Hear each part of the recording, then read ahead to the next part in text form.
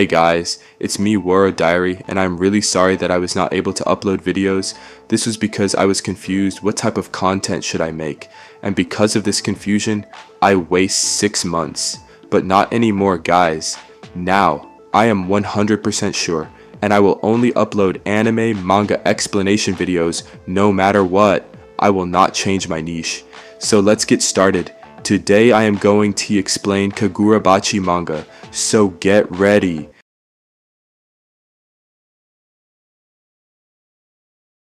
The chapter opens with the sound of hammer strikes echoing in a quiet workshop. Chihiro Rokuhira, a young boy with determined eyes, is working alongside his father, Kunishige Rokuhira, one of the most famous swordsmiths in Japan. The heat of the forge bathes the room in a warm glow as they shape molten metal into a blade. Even in the midst of serious work, Kunishige has an easygoing personality, talking casually to the goldfish swimming in a small tank nearby. He points at each one, red for good fortune, black for warding off evil spirits, and the tricolored one being special and totally amazing. Chihiro, focused on his hammering, can't help but comment that his father is talking nonsense again. These early exchanges feel peaceful, almost timeless, painting a picture of a boy growing up in his father's shadow, learning a craft built on tradition and skill. Their calm is interrupted by a knock at the door.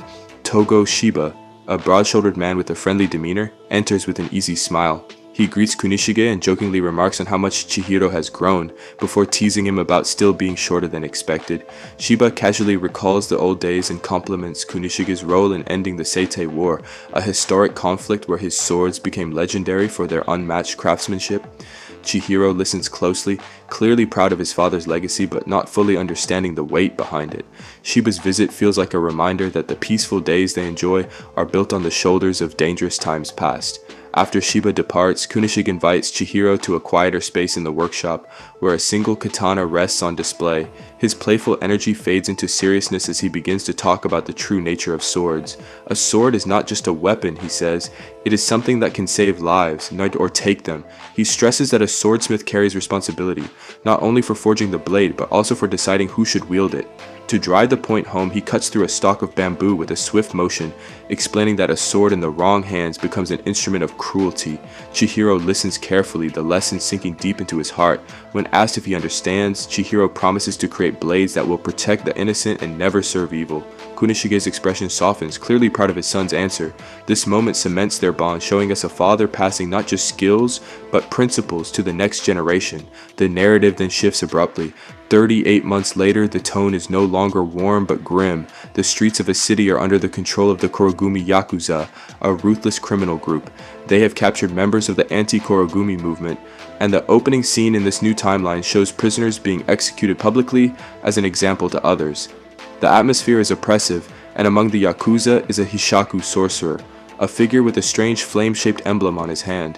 He is calm, even cheerful, as he extorts payment from the gang, suggesting a business-like partnership between the criminals and the mysterious sorcerer group. This is a far cry from Kunishige's ideal of responsibility. Here, power is used for control and fear. Meanwhile, Chihiro, now older, travels with Shiba on a train headed into the city. The boy from the forge is gone. This Chihiro bears a long scar across his face and carries a heavy aura. The two share a meal of grilled fish in a small train compartment. Shiba notices the scar and jokingly suggests that Chihiro could have it removed with surgery. Chihiro, however, shakes his head. Every morning when he sees the scar in the mirror, it fuels his hatred. He wants to remember. He needs to remember. His words are calm, but there's an unmistakable weight behind them, hinting at a painful past event that shaped his current resolve. As the train approaches the city, the two disembark and make their way toward its center. Before they even reach the main streets, they pass under a large red torii gate, a traditional entrance to a shrine, but here it is defiled. Several bodies hang lifeless from the gate, swaying in the breeze.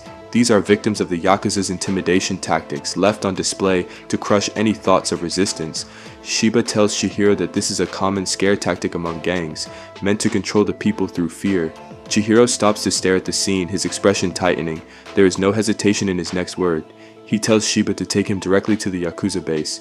No careful planning, no waiting, his purpose is immediate. His father's lessons about responsibility echo faintly in the background, but now they mix with the hard edge of vengeance. This first chapter sets the foundation for the entire story. It gives us the warmth of Chihiro's upbringing, the wisdom of Kunishige's philosophy, and then rips that comfort away to reveal a cruel world where power and violence rule. It shows Chihiro's transformation from a hopeful apprentice into someone carrying both his father's ideals and his own personal vendetta. The contrast between the peaceful forge and the bloodstained Torii Gate is stark, leaving us with a clear sense that Chihiro's journey will be one of reclaiming justice in a place where it's all but forgotten. With this cliffhanger, I am going to end this video. I hope you guys will support me by subscribing this channel, liking the video, and sharing the video. This is it, guys. Meet you in the second chapter.